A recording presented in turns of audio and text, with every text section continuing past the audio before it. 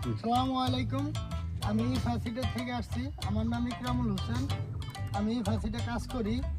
তো আপনি আশিকের থেকে মাকড় নিয়ে আসছিলেন।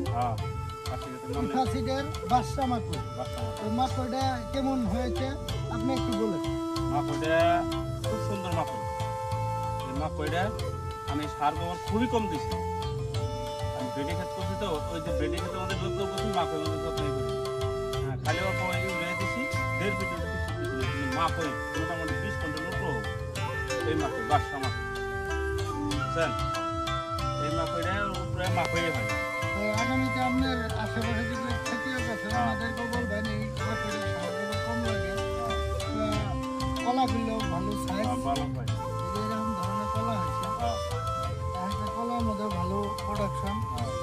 আমি যা সামনে বছর মোটামুটি আরো 4 বিঘা মাটি করবো, যা হয়, বুঝছেন?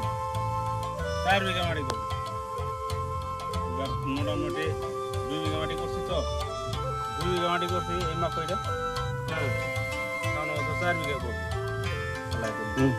আল্লাহ দিন বাসায় রাখ, বুঝছেন? মাকড়টা ভালো, বাদশা মাকড়।